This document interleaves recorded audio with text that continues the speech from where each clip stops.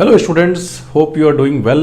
आप लोगों ने पिछली दोनों वीडियोस को देखा होगा nature and purpose of business से, और बिजनेस के बारे में एक अच्छी बेसिक अंडरस्टैंडिंग डेवलप कर ली होगी, ऐसा मैं उम्मीद करता हूँ। आइए आज तीसरे वीडियो लेक्चर को शुरू करते हैं और यहाँ से हम देखते हैं कि आज बिजनेस इकोनॉमिक एक्टिविटी किस तरीके से है, साथ ही साथ बिजनेस के जो ऑब्जेक्टिव्स हैं वो कौन से ऑब्जेक्टिव्स हैं।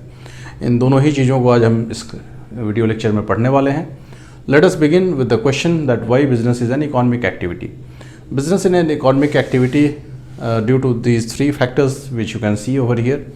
Business is always done with the motive of profit. Business हमेशा ही profit के motive से किया जाता है. So this is the first very simple thing to be understood, and this is why it is an business activity. यहाँ utilities create करनी होती है business करने के लिए. Utilities कौन कौन सी create करनी होती है आपको? Form utility, time utility and place utility. What is form utility? You change raw material to a final product and both are quite different. आपने आम को बोतल में बंद कर दिया है एंड आम बोतल में आम और माजा है नाम, तो इस तरीके से प्रोडक्ट पूरी तरीके से इंटायरली एक अलग शेप में आ गया। तो इसको बोलते हैं फॉर्म यूटिलिटी। आपने प्लास्टिक्स लिया, उसके दाने आते हैं और फिर उसको चेयर में कन्वर्ट कर दिया, उसको अलग अलग तरह के शेप्स में कन्वर्ट कर दिया। So this is what form utility is called. और फिर वेरियस एग्जांपल्स लिए जा सकते हैं, तो इसलिए इसको फॉर्म यूटिलिटी बोला जाता है। What is time utility? Time utility का मतलब अर्थ ये है कि गुड्स जो प्रोड्यूस की जाती हैं वो बहुत टाइम तक उनको स्टोर करना होता है। लेट्स से फॉर एग्जांपल बहुत सारी ऐसी गुड्स हैं जिनकी प्रोडक्शन तो एक साल पूरी चलती रहती है, लेकिन उनकी यूटिलिटीज़ जो है वो वर्ष के कुछ महीनों में ही होती है। जैसे let's say for example we can take the examples of fans, coolers, air conditioners, जो कि समर्स में ही यूज होते हैं, लेकिन इन चीज़ों की प्रोडक्शन लगातार चलती है। तो जो प्रोडक्शन लगातार चलती है तो इनको कहाँ रखा जाता होगा? ये जो टाइम गैप है इनके प्रोड्यूस हो जाने में और फिर इनके यूज़ होने में, तो ये टाइम गैप को कम करने के लिए, इसको समाप्त करने के लिए वी नीड टाइम यूटिलिटी। हमें वेयर हाउसेज और स्टोर हाउसेज की ज़रूरत है जहाँ पे कि इन प्रोड्यूस्ड गुड्स को हम स्टोर कर सकें, तो इसको बोलते हैं टाइम यूटिलिटी। उसी तरीके से कुछ गुड्स इस तरीके की भी हो सकती हैं जिनकी प्रोडक्शन लगातार तो नहीं चलती, लेकिन वो वर्ष के हर एक समय यूज़ किए जाते हैं। अब ये कौन से गुड्स हैं? पल्सेस हैं, राइस है, वीट है। अब ये सारी जो प्रोडक्शन है क्रॉप्स की, जो अब ये अपने सीज़न में ही होती है, लेकिन इनका इस्तेमाल जो है वो ऑल द ईयर राउंड होता रहता है। ऐसे गुड्स के लिए भी आपको स्टोरेज का स्पेस चाहिए। You need big storage warehouses जहाँ पे कि इसको सेफली स्टोर किया जा सके। तो ये टाइम यूटिलिटी बिजनेस क्रिएट करता है। सिमिलरली थर्ड यूटिलिटी पे आते हैं जिसको बोलते हैं प्लेस यूटिलिटी, और इसे समझना बहुत ही आसान है।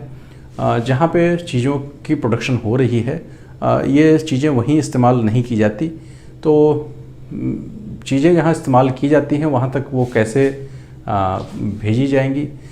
ट्रांसपोर्टेशन के थ्रू भेजी जाएंगी, उनका डिस्ट्रीब्यूशन नेटवर्क होगा, और ये पूरा डिस्ट्रीब्यूशन नेटवर्क भी बिजनेस क्रिएट करता है। ये सारी एक्टिविटीज़, ये सारी यूटिलिटीज़ इसलिए क्रिएट की जाती हैं क्योंकि यहाँ पे once again profit is a motive, और ये सब एक्सचेंज ऑफ मनी के अंतर्गत की जाने वाली एक्टिविटीज़ हैं, तो इसलिए ये इकोनॉमिक एक्टिविटीज़ के अंतर्गत आती हैं। तीसरे फैक्टर को हम लोग देख लेते हैं, exchange of goods and services. Economics में कहा गया है कि कोई भी चीज़ जब पैसे के लेन देन से जुड़ी हुई हो तो that becomes an economic activity. अब एक गुड के बदले दूसरा गुड या एक गुड के बदले दूसरी सर्विस अगर एक्सचेंज की जा रही है तो दैट इज़ कॉल्ड इकोनॉमिक्स। और बिजनेस में भी ऐसा ही होता है, जबकि आप गुड्स एंड सर्विसेज के बदले में पैसे ले रहे होते हैं और प्रॉफिट बनाने के उद्देश्य से पैसे ले रहे होते हैं। तो इसलिए यहाँ पे चूँकि सेल इन्वॉल्व है with the objective of making profits, this is why ये तीनों जो फैक्टर्स हैं ये हमें ये एक्सप्लेन करते हैं कि business becomes an economic activity. Students, we are very clear I think with all the 3 points which I have explained. अब हम लोग आगे बढ़ते हैं और बिजनेस के ऑब्जेक्टिव्स को देखते हैं और समझते हैं। स्टूडेंट्स, बिजनेस के ये 3 ऑब्जेक्टिव्स हैं, इकोनॉमिक, सोशल, इंडिविजुअल। अब ये तीनों ऑब्जेक्टिव्स को हम लोग एक एक करके देखते हैं। टेक्स्ट बुक में आपको डिटेल एक एक सेक्शन में इसको पढ़ना है, आप इसको स्टडी करें। मैं इसको इस तरीके से एक्सप्लेन करता हूँ कि बहुत कम समय लेते हुए सारी एक्सप्लेनेशन भी हो जाए, और जब आप टेक्स्ट बुक को पढ़ें तो आपको वो अच्छे से समझ में आए। तो आइए देखते हैं एक एक करके। सबसे पहले बिजनेस के इकोनॉमिक ऑब्जेक्टिव से शुरू करते हैं। अर्निंग प्रॉफिट, ये हम लोग पहले देख चुके हैं कि किसी भी बिजनेस में जो ऑब्जेक्टिव होता है that is to earn profit. ये इसकी सबसे बड़ी इकोनॉमिक एक्टिविटी होती है, इकोनॉमिक ऑब्जेक्टिव होता है सबसे बड़ा। मार्केट शेयर का मतलब एक प्रोडक्ट हम लेके आए हुए हैं, और लेट्स टेक फॉर एग्जांपल हम लोगों ने हमें उठाना चाहिए कोल्ड ड्रिंक, किसी भी एक कोल्ड ड्रिंक से, उसका ब्रांड नेम है एक्स। तो ये एक्स कोल्ड ड्रिंक जो है उसका मार्केट शेयर क्या है, ये जानना बहुत ज़रूरी है। अब मार्केट शेयर दो चीज़ों के ऊपर डिपेंड करता है। एक तो मार्केट में पोटेंशियल क्या है, यानी कि उसकी कितनी कैपेसिटी है मार्केट की, कि ये प्रोडक्ट कितनी कैपेसिटी में जा सकता है, और वहाँ पे हमारी अपनी शेयर कितनी है। तो मार्केट में से पर डे 100 कोल्ड ड्रिंक्स को सेल होना चाहिए, मैं एक एग्जांपल ले रहा हूँ, और वहाँ पे हमारी कोल्ड ड्रिंक अगर से 20 बॉटल्स निकल रही है, तो बाकी 80 बॉटल्स किसकी निकल रही है? डेफिनेटली कॉम्पिटिटर्स की। तो मार्केट शेयर के साथ जो जुड़ी हुई दूसरी बात है वो है कॉम्पिटिटर्स, कि ठीक है हमारी अपनी बॉटल्स पहले कितनी जा रही थी, अब कितनी जा रही है, उसमें कितनी ग्रोथ हो चुकी है। ये तो अपने जगह पर सही बात है, लेकिन साथ साथ हमें ये भी देखना है कि हमारे कॉम्पिटिटर्स, उनकी मार्केट शेयर सिमिलर प्रोडक्ट की कितनी है, और उस हिसाब से हर एक बिजनेस को अपनी मार्केट शेयर को एक्सपैंड करने के लिए काम करना चाहिए। तो ये दोनों ही चीज़ों पे निगाह बना कर रखना बहुत ज़रूरी है कि हमारी मार्केट, जहाँ पे हम जिस प्रोडक्ट के साथ काम कर रहे हैं, उसकी पोटेंशियल कितनी है, यानी कि प्रोडक्ट के निकल पाने की क्या क्षमता है, क्या नंबर्स में निकल सकते हैं प्रोडक्ट्स, और साथ साथ दूसरी बात ये कि कॉम्पिटिटर्स के प्रोडक्ट्स की मार्केट शेयर क्या है। तो ये दो बातें इसके साथ जुड़ी हुई। इनोवेशन, अगर हमारे प्रोडक्ट में इनोवेटिव अप्रोच हम हमेशा ले रहे हैं, हमेशा कुछ नई चीज़ें उसमें ऐड कर रहे हैं, अगर हमारे साथ इनोवेशन है तो डेफिनेटली हमारा मार्केट शेयर लगातार बढ़ेगा। मार्केट शेयर को बढ़ाने के लिए प्रोडक्ट को इनोवेटिव बनाना, उसको इनोवेटिव बना के कस्टमर्स के टेस्ट के अनुसार प्रोडक्ट को इंट्रोड्यूस करना, that is very important. So keep the things, keep the methods of production, methods of servicing, methods, all the processes, there should be innovation, so that your product is always the best product in its segment, in its category in the market. तो इसको देखना है। Optimum utilisation of resources, ये economic objective के अंतर्गत ही आता है। आपके ऑर्गेनाइजेशन में काम कर रहे लोग, आपके ऑर्गेनाइजेशन में काम कर रही लगी हुई मशीनें, आपके ऑर्गेनाइजेशन में यूज़ हो रहे रॉ मटेरियल्स वेस्ट ना हो, लोग अपने क्षमता और अपने डिज़ायर्ड लेवल के हिसाब से बिल्कुल सही काम करें, और मशीनें अपने प्रॉपर एफिशिएंसी पे काम करें। ये इसको बोलते हैं ऑप्टिमम यूटिलाइजेशन ऑफ रिसोर्सेज। जिस रिसोर्स से भी, वो ह्यूमन रिसोर्स हो, वो मशीन का रिसोर्स हो, या फिर वो रॉ मटेरियल हो, जो भी रिसोर्सेज यूज़ हो रही हैं उनका किफ़ायती इस्तेमाल, उनका ऑप्टिमम इस्तेमाल होना चाहिए। तो ये मैं समझता हूँ स्टूडेंट्स इकोनॉमिक ऑब्जेक्टिव्स के साथ हम लोग क्लियर हैं। अब ये हो गई इसकी एक ब्रीफ डिटेल जो कि मैंने आपको बताई। आप टेक्स्ट बुक की रीडिंग जरूर लगाइए। आइए सोशल ऑब्जेक्टिव्स को समझते हैं। बिजनेस के सोशल ऑब्जेक्टिव्स हैं supply of desired quality products. हमने डेयरी से दूध ली, दूध की क्वालिटी हमें अच्छी मिलनी चाहिए, ये कंज्यूमर होने के नाते हमारा अधिकार है। अब ये प्रोडक्ट की डिज़ायर्ड जो क्वालिटी है, वो डिज़ायर्ड क्वालिटी जो अपेक्षित गुणवत्ता है उसके ऊपर ये खरा उतरना चाहिए। इसके लिए हमारे कंट्री में ब्यूरो ऑफ इंडियन स्टैंडर्ड्स है, BIS जिसको बोलते हैं, और ये तय करती है हर एक प्रोडक्ट के स्टैंडर्ड्स को कि मिनिमम स्टैंडर्ड्स क्या होने चाहिए प्रोडक्ट के। तो supply of desired quality products and that too on reasonable prices, सही उचित मूल्य पे आपको ये डिज़ायर्ड क्वालिटी प्रोडक्ट्स प्रोवाइड कराना बिजनेस का ऑब्जेक्टिव है। अवॉइड अनफेयर प्रैक्टिसेस, ये अनफेयर प्रैक्टिसेस में ही आता है कि अब ऐसा नहीं होना चाहिए कि पूरे विश्व में क्रूड ऑयल के प्राइसेस जब बहुत नीचे चले गए हैं तो हमारे यहाँ हमें डीजल और पेट्रोल दोनों बहुत ही ऊंची कीमतों पे ख़रीदना पड़ रहा है।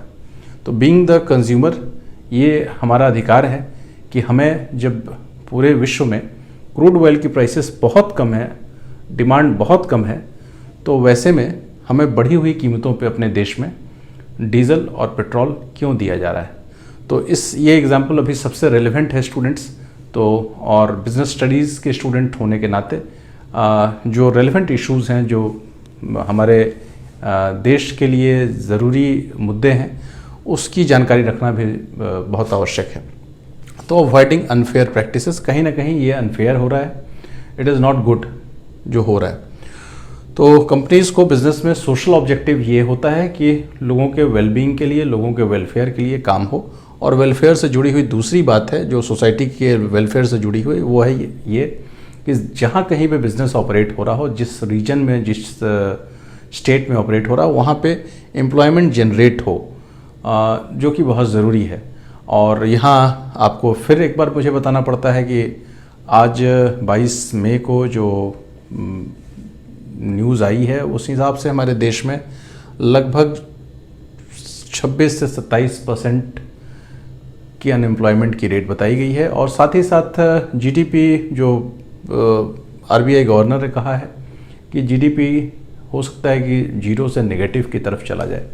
तो ये अपने आप में एक बहुत ही कंसर्निंग बात है। तो खैर, बिज़नेस की सोशल ऑब्जेक्टिव है एम्प्लॉयमेंट जनरेट करना और साथ साथ कम्युनिटी सर्विस प्रोवाइड करना। कम्युनिटी सर्विस में कॉरपोरेट सोशल रिस्पॉन्सिबिलिटीज़ होती है। बड़े बड़े ऑर्गेनाइजेशंस CSR की एक्टिविटीज़ करते हैं, जिसके अंतर्गत वो लोग स्कूल्स चलाते हैं, कम्युनिटी के लिए स्कूल चलाते हैं, कम्युनिटी वेलफेयर प्रोग्राम्स चलाते हैं, अवेयरनेस प्रोग्राम्स चलाते हैं और डिफरेंट टाइप के स्किल और कोऑपरेटिव बेस्ड प्रोग्राम्स चलाते हैं। तो ये कम्युनिटी सर्विस प्रोवाइड करना भी बिज़नेस की सोशल ऑब्जेक्टिव्स का एक मेजर पार्ट है स्टूडेंट्स। साथ साथ एनवायरनमेंट प्रोटेक्शन, ये सभी ऑर्गेनाइजेशंस को करना चाहिए कि पोल्यूशन किस तरीके से कम हो। अगर इंडस्ट्री है तो डेफिनेटली उसे मेजर्स लेने चाहिए जिससे कि उसकी इंडस्ट्री के द्वारा किए जा रहे पोल्यूशन को जितना ज़्यादा से ज़्यादा हो सके मिनिमाइज किया जा सके। तो इन सोशल ऑब्जेक्टिव्स के साथ students, let us move to the individual objectives. अब बिजनेस में इंडिविजुअल ऑब्जेक्टिव्स क्या इसके माने हुए? इंडिविजुअल ऑब्जेक्टिव्स के माने हुए कि बिजनेस में काम कर रहे जो भी लोग हैं उनके लिए भी कुछ ऑब्जेक्टिव्स होते हैं बिजनेसेस के, जैसे कि उनको बेहतर वर्किंग कंडीशंस देना। जो भी लोग इस बिज़नेस में एम्प्लॉयड हैं, जो लोग इसमें जॉब कर रहे हैं, उनके लिए बेटर वर्किंग कंडीशंस प्रोवाइड करना। उनको कॉम्पिटिटिव सैलरीज़ प्रोवाइड करना। कॉम्पिटिटिव सैलरीज़ का मतलब होता है कि उस लेवल पे काम कर रहे जो और लोग हैं दूसरे ऑर्गेनाइजेशंस में, उनको क्या सैलरी मिल रही है, उस हिसाब से ही यहाँ पे भी सैलरी या तो उससे ज़्यादा, उससे कम तो बिल्कुल नहीं, उससे थोड़ी ज़्यादा हो सकती है। तो कॉम्पिटिटिव सैलरीज़ प्रोवाइड करना। पर्सनल ग्रोथ के लिए हमेशा अपॉर्चुनिटीज़ को ओपन रखना, जिससे कि किसी के करियर में उसे हमेशा ये दिखाई पड़े कि उसकी ग्रोथ की पॉसिबिलिटी है। यानी कि एक इंडिविजुअल को ये पता होना चाहिए कि अगर वो बहुत बेहतर काम कर रहा है तो किस तरीके से उसकी ग्रोथ होगी, ये एक डायरेक्शन उसे दिखना चाहिए। तभी जाके वो मोटिवेटेड होगा और तभी जाके वो बेहतर काम करेगा, इससे बिजनेस को ग्रोथ मिलेगी। तो पर्सनल ग्रोथ भी एक ऑब्जेक्टिव है, इंडिविजुअल ऑब्जेक्टिव है। पीयर रिकॉग्निशन, अगर ऑर्गेनाइजेशन में किसी ने बहुत अच्छा काम किया तो उसे दूसरे उसके जो साथी हैं, सहकर्मी हैं, कलीग्स हैं, उसके सीनियर्स हैं, उसके जूनियर्स हैं, वो सब उसे रिकॉग्नाइज़ करें। चूँकि हर एक इंडिविजुअल ये चाहता है कि अगर उसने अच्छा काम किया है तो उसे रिकॉग्नाइज़ किया जाए उसके अच्छे काम के लिए। तो पीयर रिकॉग्निशन एक बहुत इंपॉर्टेंट एस्पेक्ट है स्टूडेंट्स। और लास्ट जो इम्पॉर्टेंट है वो है स्पेशल बेनिफिट्स। यानी कि अगर बिज़नेस में कोई एम्प्लॉयड है, कोई एक बिज़नेस ऑर्गेनाइजेशन में काम कर रहा है, तो वहाँ पे उसे कुछ स्पेशल बेनिफिट्स, जैसे कि बच्चों की पढ़ाई के लिए medical facilities, medical insurance, life insurance, group insurance, accidental insurance, housing की फैसिलिटीज़, इस तरह की सारी जो फैसिलिटीज़ हैं वो स्पेशल बेनिफिट्स के अंतर्गत आती हैं। और कुछ कंपनीज तो इसमें टूर पैकेजेस भी देती हैं कभी कभी। तो ये सारी चीज़ें स्पेशल बेनिफिट्स में आती हैं, ये होनी चाहिए। तो ये बिज़नेस के तीनों ऑब्जेक्टिव्स को हम लोगों ने स्टूडेंट्स समझा, जिसमें इकोनॉमिक, सोशल और इंडिविजुअल ऑब्जेक्टिव्स को हम लोगों ने समझा। आपको अब करना ये है कि आपको डिटेल में इसको स्टडी करना है, और स्टडी करने के बाद फिर जो है आपके अगर कोई डाउट्स हैं तो यू कैन आस्क मी। आप मुझे कमेंट करके भी पूछ सकते हैं, और या तो फिर हम लोग अपने जूम क्लास से भी आपकी डाउट्स को क्लियर कर सकते हैं। तो what ever that suits you. तो हम लोग स्टूडेंट्स अगली क्लास में बिजनेस रिस्क के साथ मिलते हैं। Thank you.